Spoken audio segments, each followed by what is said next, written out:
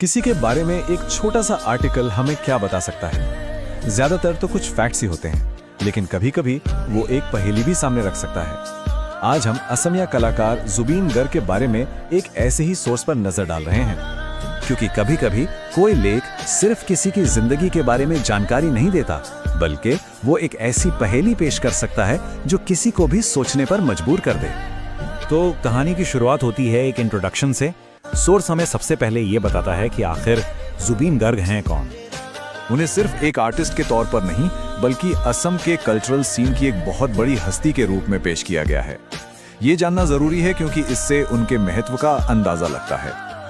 Introduction के बाद source उनकी जड़ों और शुरुआती करियर पर नजर डालता है, जो कि किसी भी बायोग्राफी का एक स्टैंडर्ड हिस्सा होता है।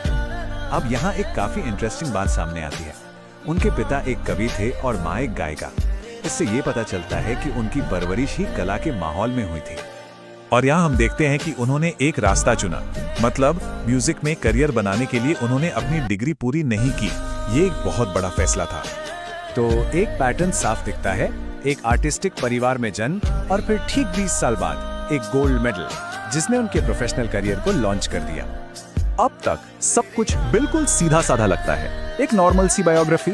लेकिन तभी सोर्स में कुछ ऐसा आता है जो बिल्कुल ही अनएक्सपेक्टेड है।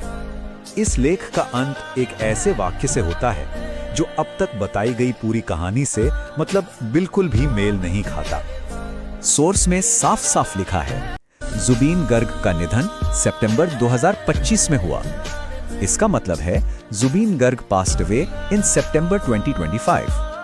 इसे कहते हैं विसंगति या अनोमली, मतलब कुछ ऐसा जो बिल्कुल अटपटा और उम्मीद के खिलाफ हो। ये स्टेटमेंट एक भविष्य की तारीख का जिक्र कर रहा है जो किसी बायोग्राफी में होना लगभग नामुमकिन है। तो फिर हम इस विरोधाभास का क्या करें? एक ऐसा सोर्स जो फैक्ट्स भी दे रहा है और एक असंभव बात भी कह रहा है, हमें आखिर सिखाता क्या है? देखिए, हमारा काम इन पॉइंट्स को वेरीफाई करना नहीं है, बल्कि ये साफ तौर पर सामने रखना है कि ये खास सोर्स आखिर कहता क्या है। आखिर में ये सोर्स हमें एक बहुत जरूरी बात याद दिलाता है कि हमें मिली हर जानकारी को कितने ध्यान से पढ़ना और उस पर सवाल उठाना कितना जरूरी है, क्योंकि कभी-कभी सिर्फ एक ही वाक्य पूरी कहानी को बदल सकता है।